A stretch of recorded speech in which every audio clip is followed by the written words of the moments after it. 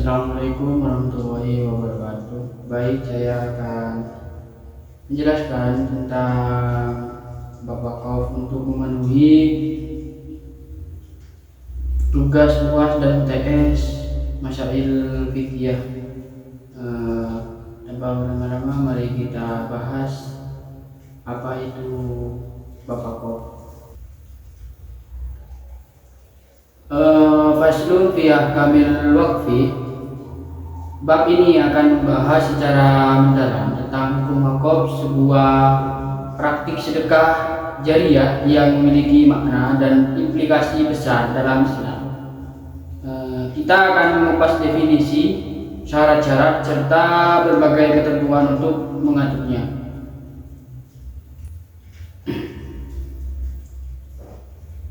Definisi wakaf: menahan harta untuk kebaikan. Secara bahasa, wa huwa lughatul waqfi. Secara bahasa, wakaf berarti menahan. Wa syar'u habsin ma'in muayyanin qabla lin naqli yamkinul intifai bihi ma'a waqa'ihi wa qad tasarrufan fihi ala ayyasufa fi jihatin khairi. Secara syariat, wakaf adalah menahan harta tertentu yang bisa dialihkan namun dapat dimanfaatkan tanpa menghilangkan barangnya. Waqtu tasarrufin fihi ala ayyasufa fihi jihatin khairi taqarruban ila Allah Ta'ala, serta memutuskan hak tasarruf terhadap harta itu agar disalurkan pada jalan kebaikan untuk mendekatkan kepada Allah Ta'ala. Syarat-syarat wakaf orang yang mewakafkan. Wa syaratul waqfi jihatun ibarati wa ahdiyatut tabarrui. Syarat-syarat yang mewakafkan adalah sah ucapannya dan memiliki kelayakan untuk bersedekah. Yang pertama, sah ucapannya. Wakif harus memiliki kemampuan untuk menyatakan kehendaknya dengan jelas dan sah. Secara hukum, kelayakan bersedekah, wakif harus memiliki harta atau hak penuh atas harta yang diwakafkan dan tidak berada di bawah paksaan atau larangan hukum. 3 syarat utama wakaf yang sah. Yang pertama, awal izin bisalah satu itu. Wakaf hukumnya boleh dengan 3 syarat, yaitu yang pertama, wa fi badish nasyi wa fi jaizin berlaku salah satu itu. Dalam sebagian naskah disebutkan wakaf itu boleh dan punya 3 syarat. Barang wakaf dapat dimanfaatkan tanpa hilangnya asetnya. Wakaf diberikan kepada asal yang ada dan cabang yang tidak terputus. Wakaf tidak boleh pada sesuatu yang diharamkan. Syarat pertama, manfaat dan kebaikan barang wakaf. Ahaduha ayyakunal muwaqafu mimma yantafa'u bihi ma'a baqa'i ainihi wa yakunul intifa'i mubahan masyhudan. Yang pertama, barang wakaf harus bisa dimanfaatkan tanpa hilang barangnya, dan kemanfaatan harus yang mubah dan bertujuan. Wala yasiku waqfun adatil lahmi wala waqfun darahima di ziyarati la wala yashtartu nahu fi halin. Maka tidak sah wakafan alat musik yang digunakan untuk maksiat, dan tidak sah juga wakaf diharamkan untuk dijadikan hiasan. Kemanfaatan tidak harus ada pada saat itu.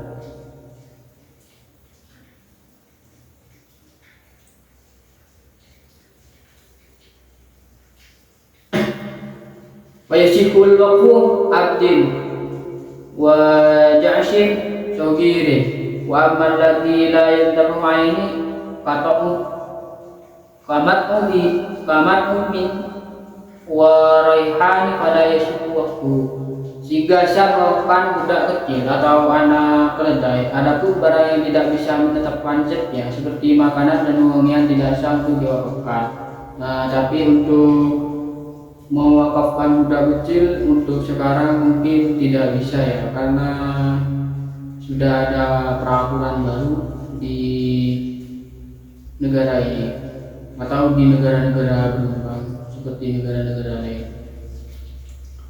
Syarat kedua, keberlanjutan penerimaan wakaf.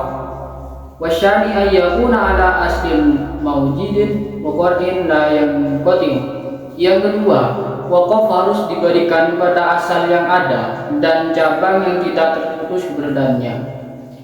Wakaf kepada keturunan, yakni wakaf kepada anak orang yang wakafkan yang belum lahir, kemudian setelahnya untuk para fakir disebut munqati al-awwal.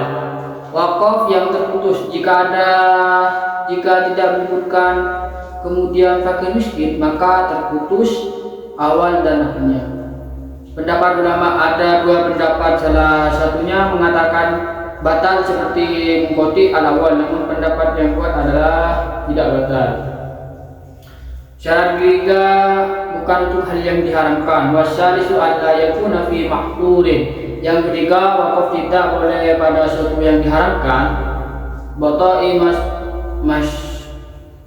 musalatin ay muharramin. Kata masyhur, memakai hujjah artinya yang diharamkan.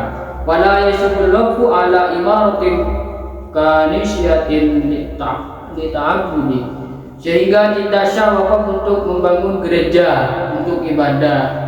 Intinya tujuan wakaf harus sejalan dengan syariat Islam dan tidak boleh mendukung aktivitas yang dilarang agama seperti membangun gereja atau membangun tempat-tempat agama yang non-Islam, itu tidak boleh. Niat dan bentuk wakaf tujuan kebaikan. Wa afhaman kalam musannif innahu la yashtaratu duhuru qasdil qurbati balid difa'il maksiyati. Penjelasan musannif memberi pemahaman bahwa tidak disyaratkan tempat jelas tujuan ibadahnya, yang penting tidak mengandung kemaksiatan.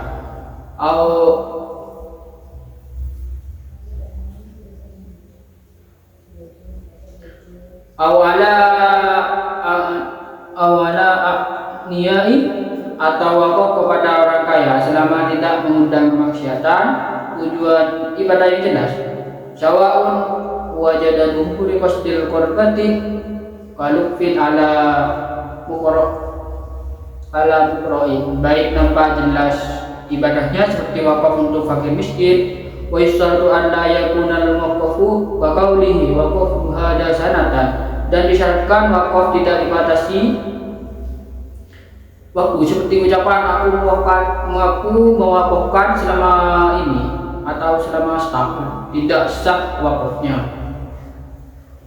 Wakaf tidak boleh digantung mu'alla yakunan mu'allaqan, dan tidak digantungkan kepada sesuatu. Faqaulihi idza jaa ra'sus syahril faqad waqafta kada, seperti ucapan jika datang awal bulan aku mau mewakafkan ini, maka wakafnya tidak sah. Wakaf harus bersifat langsung dan tanpa syarat. Yang menunda pelaksanaannya ini memastikan kepastian dan keberlanjutan manfaat wakaf tersebut. Wakaf sesuai syarat wakif. Wa huwa alama syaratul waqfi. Wakaf mengikuti apa yang disyaratkan wakif. Yang pertama, mendahulukan sebagian min taqaddimi qaulihi waqaftu 'alal auladil awra'i munham, seperti aku mewakafkan kepada anak-anakku yang paling wara. Yang kedua, mengakhiri sebagian atau takhirin ka qaulihi waqaftu 'ala auladi faidan qaradu fa'alal auladihim, seperti aku mewakafkan kepada anak-anakku lalu bila mereka habis kepada cucu-cucu mereka. Yang ketiga, menyamakan pemberian atau tasawiyatan qaulihi ala auladi bisawiyati baina dukurihim au inasihim, seperti aku mewakafkan kepada anak-anakku dengan adil di antara laki-laki dan perempuan. Yang keempat, mengunggulkan sebagian atau tabdilin kaqaulihi lidzakari mislul hatil unsayaini, seperti yang laki-laki mendapatkan 2 bagian perempuan. Baik, untuk penjelasan tentang bab wakaf sudah selesai. Sekarang memasuki penjelasan tentang wakaf dalam perspektif Al-Quran dan Sunnah. Jadi wakaf di sini menjadi pilar filantropi Islam, telah diberikan sejak awal Islam. Artinya wakaf di sini sudah dipraktikkan sejak awal Islam. Rasulullah dan para sahabatnya menjadi pelopor, menganjurkan dan mencontohkan wakaf harta di Indonesia sendiri. Wakaf jadi sumber pendanaan umat yang signifikan, berpotensi besar mengentaskan kemiskinan dan meningkatkan kesejahteraan secara berkelanjutan karena asetnya berjangka. Definisi dan konsep wakaf. Secara etimologi, wakaf berarti menahan atau mencegah, dan berdiam dalam syarat wakaf adalah menahan harta agar tetap utuh, menyalurkan manfaatnya di jalan kebaikan dan lepas kepemilikan pribadi wakif. Konsep ini disepakati oleh mayoritas ulama dari 4 masalah utama. Yang pertama, menahan harta. Zat harta wakaf tidak boleh diperjualbelikan, dihibahkan atau diwariskan. Menyalurkan manfaat. Yang diberikan adalah manfaat harta, bukan zatnya. Jalan kebaikan, penyaluran dan pemanfaatan harus sesuai syarat sebagai bentuk pendekatan diri kepada Allah Subhanahu wa taala. Landasan hukum wakaf yang ada dalam Islam. Wakaf adalah amal ketentuan yang dianjurkan dalam Islam. Hukumnya manhaj sunnah menurut mayoritas ulama, didasarkan pada dalil-dalil syarah Al-Quran, Sunnah, dan Ijma'. Dalil Al-Quran tidak menyebutkan wakaf secara spesifik atau hanya menyebutkan secara global, namun banyak yang menganjurkan berderma dan berbuat baik seperti An-Nafaq, berderma. Quran surah Al-Imran ayat 395 menganjurkan infak harta yang dicintai. Fil al-khair, berbuat baik. Quran surah Al-Hajj ayat 22-77 mencakup segala perbuatan baik. Al-Qard al-Hasan, pinjaman yang baik.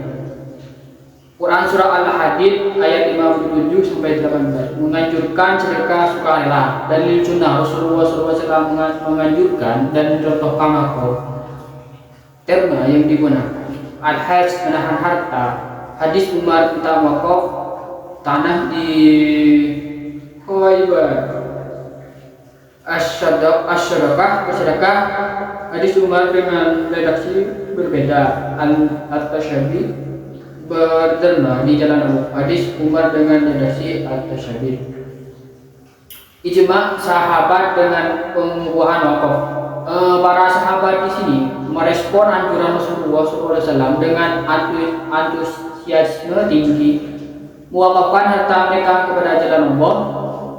Antusiasme ini menjadi ijma' di kalangan mereka, menguatkan legalitas wakaf dalam Islam. Wakaf terus dipraktikkan sebagai amal ketaatan dengan dimensi sosial tertinggi. Seperti pada saat ini tidak seorang pun dari sahabat yang memiliki kemampuan untuk berwakaf kecuali yang mewakafkan sebagian hartanya. Dari Jabir bin Abdillah. Pendapat mayoritas ulama di sini menegaskan bahwa wakaf adalah sunnah Nabi yang ditegakkan dan tidak ada yang mengingkari legalitasnya kecuali satu pendapat yang telah dibantah. Betul-betul wakaf dan pada masa Rasulullah, wakaf telah menjadi bagian dan filantropi Islam sejak lama awal dakwah. Rasulullah dan para sahabat banyak mempraktikkan wakaf, baik berupa benda tidak bergerak maupun benda bergerak. Wakaf Masjid Quba, masjid pertama dalam Islam, didirikan oleh Rasulullah. Kemudian Masjid Nabawi dibangun dari wakaf umat Islam. Wakaf tanah dan bangunan dan kebun. Rasulullah mewakafkan 7 kebun kurma. Umar mewakafkan tanah di Khibar, dan Abu Talhah mewakafkan kebun Biraha. Wakaf sumur. Utsman membeli sumur rumah dan mewakafkan untuk kebutuhan air kaum muslim di Madinah. terkait dengan wakaf benda bergerak, selain harta tidak bergerak, para sahabat mewakafkan harta yang dapat dipindahkan seperti peralatan perang, kuda, dan dinar atau dirham, menunjukkan fleksibilitas wakaf dalam Islam. Wakaf kuda, yang mana Zaid bin Harithah mewakafkan kudanya Saban di jalan Allah setelah turun Quran surah Al-Imran ayat 3 sampai 92. Wakaf peralatan perang, Khalid bin Walid mewakafkan peralatan perangnya untuk digunakan di jalan Allah. Wakaf dinar dan dirham. Riwayat dari Az-Zuhri mengindikasikan wakaf uang atau tunai setelah dilakukan sejak awal periode Islam di Madinah. Keutamaan wakaf yaitu kemuliaan di surga. Wakaf adalah amal yang sangat dianjurkan dengan keutamaan yang besar. Salah satunya adalah kemuliaan di surga, sebagaimana dijelaskan dalam Al-Quran. Kamu sekali-sekali tidak akan memperoleh kebajikan atau surga sebelum kamu menginfakkan sebagian harta yang kamu cintai. Apapun yang kamu infakkan, sesungguhnya Allah Maha mengetahui tentangnya. Quran surah Al-Imran ayat 395. Ayat ini memotivasi umat Islam untuk mendermakan harta berharga mereka, karena puncak kebaikan Allah di akhirat adalah memasukkan hambanya ke surga. Wakaf termasuk dalam bentuk pemberian yang mendekatkan diri kepada Allah Subhanahu wa taala. Pahala berlipat ganda dan ampunan Allah Subhanahu wa taala. Orang yang mewakafkan hartanya di jalan Allah diibaratkan meminjamkan kepada Allah yang akan dibalas dengan pahala berlipat ganda, ampunan dan kemuliaan di surga. Siapakah yang mau memberi pinjaman kepada Allah Subhanahu wa taala dengan pinjaman yang baik, dia akan melipat gandakan dalam burung pahala untuknya dan baginya dalam diberikan ganjaran yang sangat mulia di surga. Quran surah Al-Hadid 57 ayat 11. Hadis Rasulullah juga mengisyaratkan pahala besar bagi wakaf, seperti pahala yang harus mengalir dari seekor kuda yang diwakafkan, bahkan kotoran dan kencingnya menjadi pemberat timbangan kebaikan di hari kiamat. Pahala yang terus mengalir. Wakaf adalah salah satu dari sedikit amal yang pahalanya terus mengalir, meskipun pelakunya telah meninggal dunia, menjadikan investasi akhirat yang tak terhingga. Artinya, wakaf di sini menjadi amal jariyah meskipun orangnya itu sudah meninggal. Orang yang mewakafkan hartanya, maka selama harta tersebut masih bisa digunakan dan tidak rusak, maka orang tersebut masih mendapatkan pahala. Jika manusia meninggal dunia, maka akan terputus pahalanya, amalnya, sering dengan terputusnya amal, kecuali pahala dari 3 amal berikut. Yang pertama, sedekah jariyah, ilmu yang bermanfaat, dan anak soleh selalu mendoakan kedua orang tuanya. Hadis riwayat Muslim. Kata sedekah jariyah dalam hadis ini menunjukkan pada wakaf selama harta wakaf terus dimanfaatkan, pahalanya akan terus mengalir kepada wakif baik di dunia maupun setelah kematian.